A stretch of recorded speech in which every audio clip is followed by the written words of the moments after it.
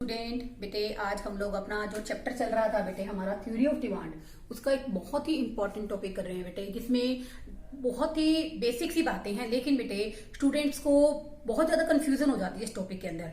देखिए बच्चों, एक होता है मूवमेंट अलोंग डिमांड कर्व। जैसे देखो बेटे, ये हमारा डिमांड कर्व है, थोड़ा सा ऊपर हो गया, थोड़ा सा नीचे हो गया, थोड़ा सा ऊपर हो गया, नीचे हो गया, इसको कहते हैं बेटे मूवमेंट। क्या कहते हैं जो मूवमेंट। और अगर बेटे कोई भी डिमांड कर्व क्या हो जाए बच्चों, एक डिमांड कर्व से दूसरे डिमांड कर्व की तरफ शिफ्ट हो जाए, तो उसको कहते हैं बेटे शिफ्ट इन डिमांड कर्व। क्या कहते हैं स्टूडेंट इसको?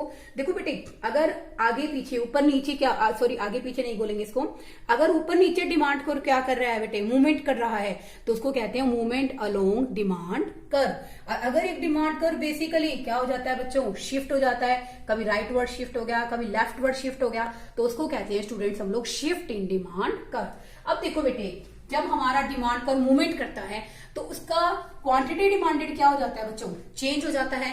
तो बेटे क्वेश्चन बनता है, what do you mean by movement of demand curve? Movement of demand curve means extension of demand as well as contraction of demand.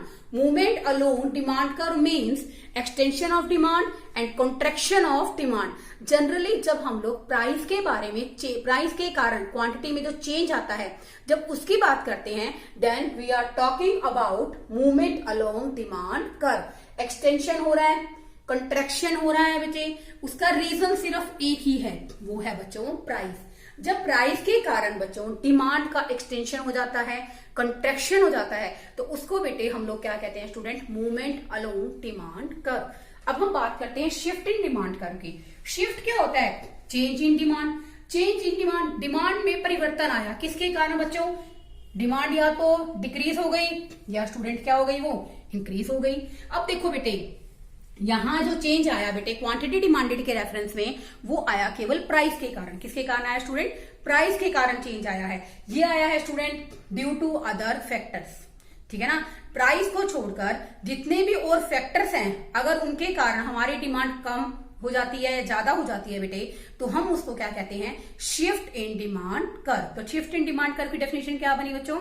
Shift in demand curve क्या है? चेंज इन डिमांड है, ठीक है ना बेटे, जिसमें क्या आता है, shift in demand curve means increase and decrease in demand due to other factor except price.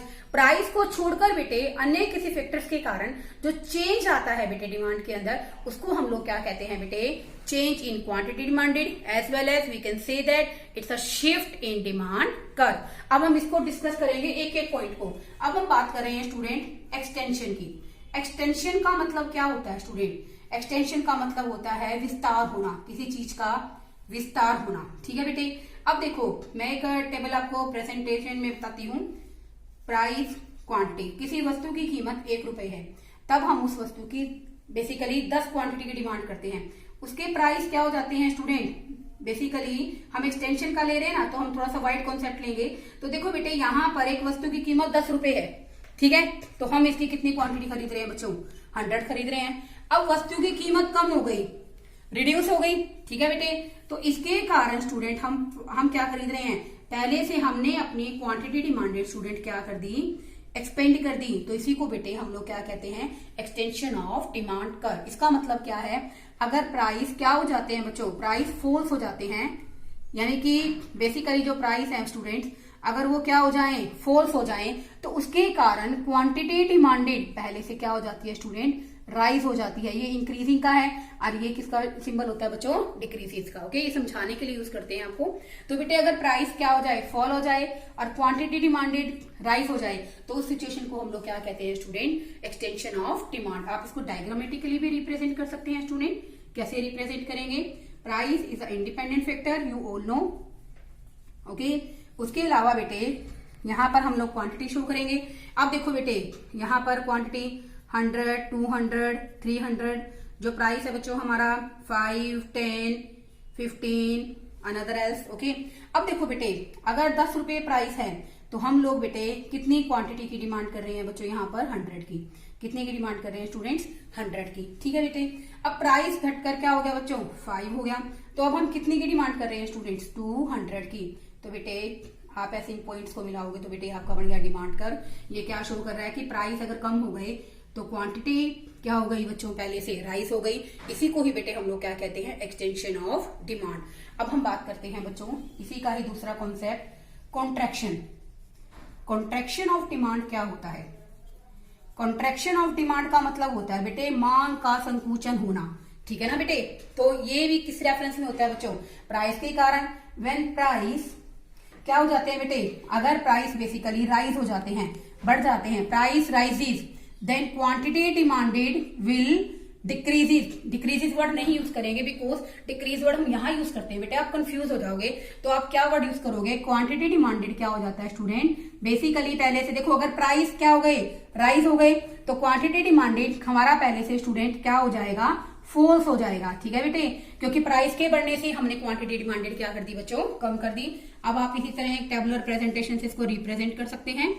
Okay, अपनी मर्जी से कोई भी टेबल बनाइए और किसी भी तरह से आप इफेक्ट को दिखाइए। बुक के अंदर बच्चों डिफरेंट टाइप के टेबल आपको गिवन है। अब देखिए स्टूडेंट, यहाँ पर अगर किसी वस्तु की कीमत बेटे पहले 5 रुपए है, हम उसकी 200 क्वांटिटी को खरीद रहे हैं। ओके, अब वस्तु की कीमत पहले से क्या हो गई स्टूडेंट, बढ़ गई, तो हमने बेटा क्वांटिटी क्या कर दी बेटा, पहले से कम कर दी। तो इसी को ही बेटे हम लोग क्या कहते हैं, कॉन्ट्रैक्शन ऑफ डिमांड। इसको रिप्रेजेंट करेंगे स्टूडेंट आप यहाँ, ये प्राइस, ये हमारी क्वांटिटी। ओके, अब देखो बेटे इसके अंदर और इसके अंदर डिफरेंस क्या है वो मैं आपको थोड़ा सा बताती हूँ ड्रॉ करने के बाद। It's a 5, it's a 10। पहले हम लोग 5 पे कितनी क्वांटिटी की डिमांड कर रहे थे बच्चों, 200 की। 10 हो गई तो हमने क्वांटिटी डिमांडेड पहले से क्या कर दी, कम कर दी। जनरली आप सबको देखने में लग रहा है कि ma'am what is the requirement to draw any another demand curve, दोनों सेम है, लेकिन नहीं बच्चों। इसके अंदर आप देखोगे कि हमारे प्राइस पहले से क्या हो गए बच्चों, राइज हो गए, और क्वांटिटी डिमांडेड बेसिकली पहले से क्या हो गई स्टूडेंट, फॉल्स हो गई। क्या हो गई, फॉल्स हो गई। इसको क्या कहते हैं बेटे, contraction of demand. Extension and contraction, it is only and only the part of movement of demand curve and it is only due to price.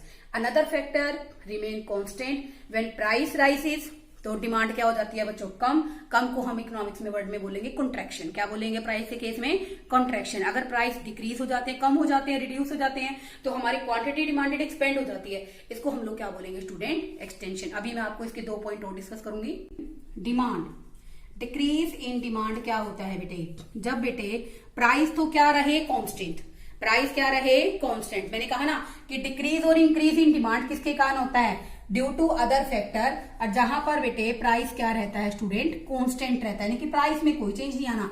You all know that there are several factors which affect the demand, जो basically क्या करते हैं, demand को affect करते हैं। आपने किया था ना, फैक्टर्स अफेक्टिंग इंडिविजुअल डिमांड कर, फैक्टर्स अफेक्टिंग मार्केट डिमांड कर, तो वो सारे फैक्टर्स आ जाएंगे बेटा, लेकिन प्राइस नहीं आएगा, प्राइस रिमेन कांस्टेंट। अब देखिए बच्चों, डिक्रीज इन डिमांड कर, इसमें क्या लिखोगे, when price remains constant due to other factor, due to other factor क्या हो गया student, demand decreases due to other factor.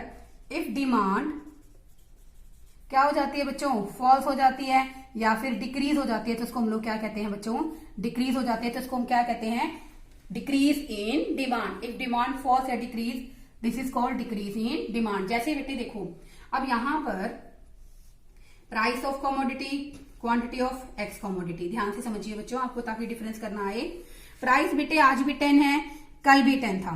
Okay, लेकिन बेटे पहले आप क्या कर रहे थे, 200 कमोडिटीज खरीद रहे थे, और एट प्रेजेंट आप कितनी खरीद रहे हो, 100 खरीद रहे हो। तो बेटे अगर मान लो बेटे प्राइस के बेसिकली सेम रहने पर, कांस्टेंट रहने पर, ड्यू टू अदर फैक्टर अगर डिमांड पहले से कम हो जाती है, तो उसको हम क्या कहते हैं student, demand falls, this is called decrease in demand. Okay, अब बात आती है स्टूडेंट, पहले तो मैं आपको डायग्रामेटिक प्रेजेंटेशन देती हूँ, then we will discuss what are the reasons. Okay, अब देखिए बच्चों, यहां पर प्राइस इंडिकेट करेंगे आप, यहां क्वांटिटी।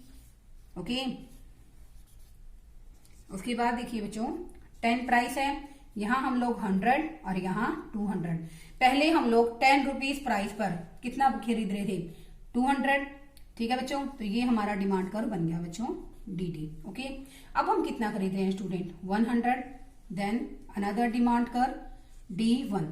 अब ध्यान से देखिए बच्चों, देखो अब जो हमारा डिमांड कर्व है बेटे, ये डिमांड कर्व को हम लोग 2 तरह से रिप्रेजेंट कर सकते हैं। हमारा जो डिमांड कर्व शिफ्ट हो गया ना, कहां से, डी से लेकर D1 पर शिफ्ट हो गया, शिफ्ट हो गया ना बच्चों।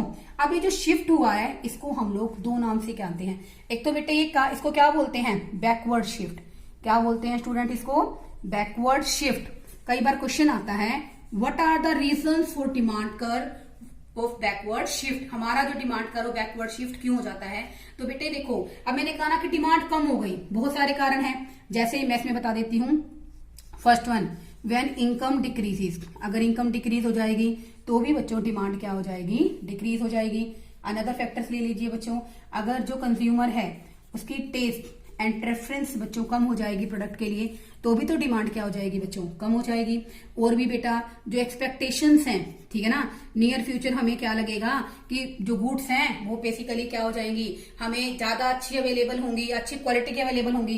तो एट प्रेजेंट भी बच्चों हम लोग डिमांड क्या कर देते हैं, कम कर देते हैं। बस बेटे इसमें आप लोग इंडिविजुअल और मार्केट डिमांड के सारे फैक्टर्स लिख सकते हैं जो कि कहीं ना कहीं डिमांड के डिक्रीज होने का फैक्टर है, except price. This is called backward shift. आप इसको बैकवर्ड शिफ्ट भी कह सकते हैं बच्चों और डिक्रीज इन डिमांड भी कह सकते हैं। तो there are so many reasons. आप केवल और केवल प्राइस को छोड़कर बाकी सारे, जैसे पॉपुलेशन साइज का है, आपने किया था ना, अगर हमारा पॉपुलेशन साइज बच्चों क्या हो जाएगा, कम हो जाएगा, ठीक है ना।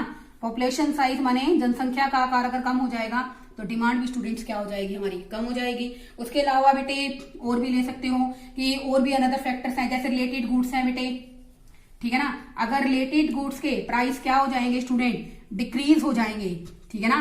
रिलेटेड गुड्स के प्राइस डिक्रीज हो जाएंगे तो हमारी गुड्स की जो डिमांड है बच्चों वो भी क्या हो जाएगी, डिक्रीज हो जाएगी। तो देखो बेटे, there are so many reasons for that demand curve shift backward. Okay, इसको बैकवर्ड शिफ्ट भी कहते हैं, उसको डिक्रीज इन डिमांड भी कहते हैं।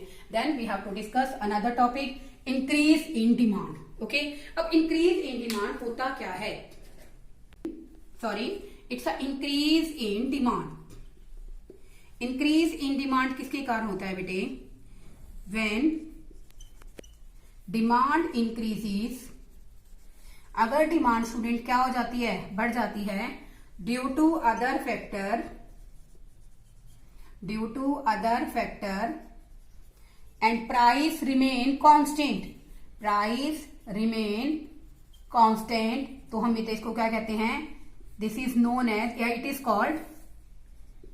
Is known as increase in demand. अब इसका कहने का मतलब क्या है बेटे, कि अगर हमारी डिमांड बढ़ जाती है अदर फैक्टर्स के कारण, तो बेटे और प्राइस इसमें क्या है बच्चों, कांस्टेंट है, यानी कि उस सेम प्राइस पर, एग्जिस्टिंग प्राइस पर अगर हमारी डिमांड बढ़ जाती है तो हम उसको इंक्रीज इन डिमांड कहेंगे, ठीक है। अब देखो बेटे, यहां पर price of X commodity, quantity of X commodity. अब देखिए स्टूडेंट, यहां पर हमारे जो गुड्स हैं बेटे, उनके जो प्राइसेस हैं बेसिकली वो पहले भी 10 है, अभी भी 10 है। पहले हम लोग 100 की डिमांड कर रहे थे, अब हम लोग 200 की डिमांड कर रहे हैं, ठीक है। इसको प्लॉट करेंगे बच्चों डायग्राम के ऊपर, आप देखिए 10, 20, यहां आप लोग प्राइस इंडिकेट करते हैं, यहां आप शो करते हैं स्टूडेंट्स क्वांटिटी। अब देखिए बच्चों 100, 200, ओके। अब देखिए बेटे, अब 10 रुपये अगर कीमत है तो हम कितनी खरीद रहे हैं बच्चों, 100 खरीद रहे हैं। कितनी खरीद रहे हैं स्टूडेंट्स, 100 खरीद रहे हैं, ओके। अब बढ़कर कितनी हो गई स्टूडेंट, ये पहले से ये बढ़कर, मान लो बेटे ये 200 हो गई, जैसे आपने टेबल प्रेजेंटेशन में लिया, कितनी हो गई, 200 हो गई। तो बेटे ये हमारा जो डिमांड कर्व है ये कहाँ शिफ्ट हो गया स्टूडेंट, फॉरवर्ड शिफ्ट। कहाँ हो गया, फॉरवर्ड शिफ्ट, ठीक है ना। इसका नाम बेटे क्या है, फॉरवर्ड शिफ्ट भी कह सकते हैं बेटे आप इसको, और राइटवर्ड शिफ्ट भी कह सकते हैं। जैसे डिक्रीज इन डिमांड को हम लोग क्या कह सकते हैं बेटे, डिक्रीज इन डिमांड का एक नाम और है बेटे, एक तो हम इसको कह सकते हैं बच्चों लेफ्टवर्ड शिफ्ट। क्या बोल सकते हैं इसको, लेफ्टवर्ड शिफ्ट के रीजन क्या है, ठीक है ना बेटे। और एक बेटे आप इसके अंदर इसको कह सकते हैं ना कि एक तो लेफ्टवर्ड शिफ्ट हो गया, एक क्या हो गया बेटे, ये डिक्रीज हो गया, और दूसरा बेटे इसका नाम और है, इसको बोलते हैं बच्चों हम लोग बैकवर्ड शिफ्ट। क्या बोलते हैं, बैकवर्ड शिफ्ट, ओके। ऐसे ही बच्चों डिक्रीज इन डिमांड का, तो इंक्रीज इन डिमांड का क्या बन गया स्टूडेंट, यहाँ पर फर्स्ट बन गया बेटे, एक तो है इंक्रीज इन डिमांड, एक बन गया बेटे यहाँ पर राइटवर्ड शिफ्ट, राइटवर्ड शिफ्ट हो जाता है। और दूसरा बेटे इसके अंदर बन जाएगा हमारा, एक तो राइटवर्ड, और एक बेटे ये आगे की तरफ आ गया ना, तो हम इसको बोलते हैं बेटे फॉरवर्ड शिफ्ट। क्या बोलते हैं स्टूडेंट्स, फॉरवर्ड शिफ्ट, ओके। अब देखो ये क्या हो गया बच्चों, डिमांड कर्व D1 से इंक्रीज होकर कहां चला गया बच्चों, डी से लेकर कहां हो गया स्टूडेंट, D1 पर इंक्रीज हो गया, तो इसको कहेंगे इंक्रीज इन डिमांड। वही बच्चों डिमांड के बढ़ने के कारण क्या है, व्हेन इनकम इंक्रीजेज, अगर हमारी इनकम बढ़ती है तो डिमांड भी क्या हो जाएगी बच्चों, बढ़ जाएगी, ठीक है। और अगर बेटे इसी तरह से और भी आप पॉइंट्स ले लेते हो, अगर कंज्यूमर का टेस्ट एंड प्रेफरेंस इंक्रीज होता है, टेस्ट और प्रेफरेंस इंक्रीज होता है तो डिमांड भी क्या हो जाएगा, इंक्रीज हो जाएगी। और ले लो बेटे आप इसमें पॉइंट, और पॉइंट्स में आप लोग क्या ले सकते हो, अगर मान लो बेटे प्राइस ऑफ रिलेटेड गुड्स में जो सब्स्टिट्यूट गुड्स हैं, प्राइस ऑफ रिलेटेड गुड्स में जो हमारी सब्स्टिट्यूट गुड्स हैं, अगर उनके बेसिकली जो प्राइस पहले से क्या हो जाते हैं बच्चों, राइज हो जाते हैं, तो एट प्रेजेंट हमारी कमोडिटी की डिमांड क्या हो जाएगी बच्चों, बढ़ जाएगी। और भी आप पॉइंट लिख सकते हो, जैसे आप इसमें पॉपुलेशन साइज का पॉइंट लिख सकते हो, पॉपुलेशन साइज पहले से क्या हो गया, इंक्रीज हो गया, जिसके कारण हमारी बेटा बेसिकली डिमांड क्या हो गई, इंक्रीज हो गई। अब देखो बेटे ऐसा कोई हार्ड एंड फास्ट रूल नहीं है कि या इन दोनों में से या इन दोनों में से डिफरेंस आता है, नहीं, ऐसे भी डिफरेंस आ सकता है। What is the basic difference between extension and increase, contraction and decrease, what is the difference between increase and decrease, and what is the difference between extension and contraction। तो देखो बेटे इसके जो डिफरेंसेस बनते हैं लगभग बेटे 4 डिफरेंस बनते हैं इसमें, और आप चाहो तो बेटे उनको बहुत अच्छे तरीके से तैयार कर सकते हो। तो देखो बेटे बेसिक मैंने आपको क्लियर कर दिया है, अब आपकी रिस्पॉन्सिबिलिटी बनती है बेटे कि आप इस टॉपिक को समझें। अगर आपको कोई क्वेश्चन रह जाता है, कोई क्वेरी रह जाती है, then you can ask me. Okay, thank you students.